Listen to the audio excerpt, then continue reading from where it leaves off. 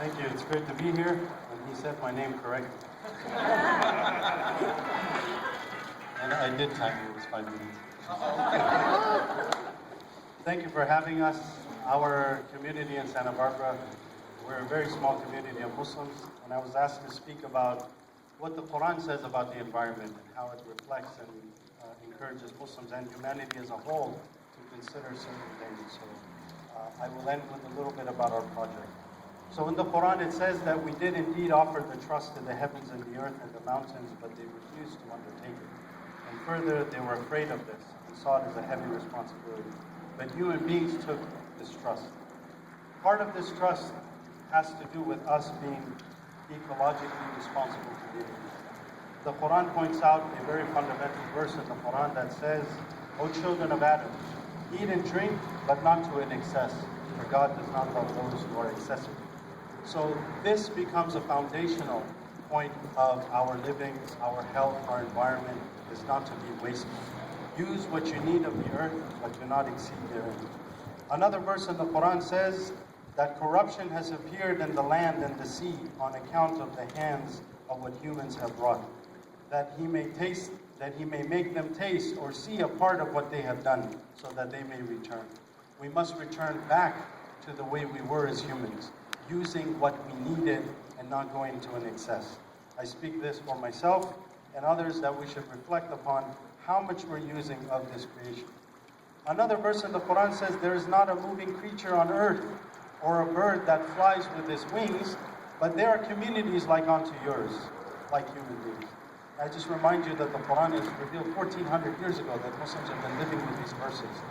And he says that this personification of animals as being communities like ours places us readers of the Quran in a paradigm of interconnectedness. Communities necessarily interact with one another.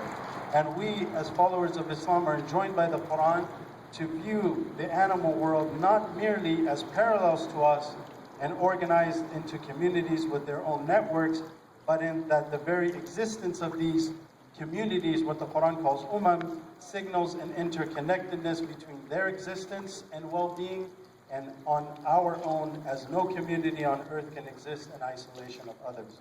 And what affects one community ultimately will affect another. The verse serves as a divine invitation to take on the ethos ecologists and many indigenous traditions have. Honor, preserve, but do not abuse nature. One of the scholars noted, the roots of our ecological crisis are axiomatic. They lie in our very belief and value structures which shape our relationship with nature, with each other, and the lifestyles that we lead. We as Muslims are often encouraged to pray upon the earth, where we touch the earth, where we use its water.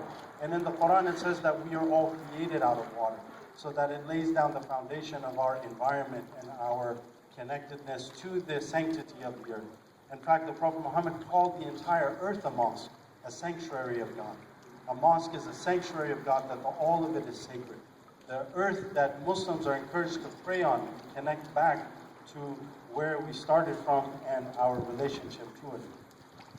We are not a backdrop of this cosmic symphony, but rather we're a part of it. Everything in the heavens and the earth, and the Quran also says, has a balance. And God set a balance, so do not tip that balance. Do not go off to where it would then harm the earth, harm the environment. And we are told that in the afterlife, that the earth will bear forth its burdens and that which human beings committed on. So we have a responsibility. And as Muslims, I encourage every Muslim and all of us to take on the lead of our great leaders here. And by being more ecologically responsible and trying not to waste, whether that be in food, whether that be in excess, whether that is in carbon emissions and others, and we will look to how we can be more involved. Our community has been working on a mosque for some time. We hope that this will not take a lot longer, and our mosque is going to be a very green mosque. And Sister Norma Halim, who's been very involved in the ECOFaith, and also Imam Yama.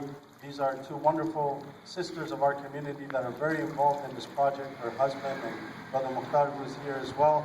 They're people that have been working on a project of how we can do our part by having a place that is very ecologically meets the standards, and we look to making our carbon imprint the least amount that we can. So I encourage everyone to get involved and do our best. I'm sorry I had only 2 minutes. Hopefully I didn't exceed that by too much. So thank you very much.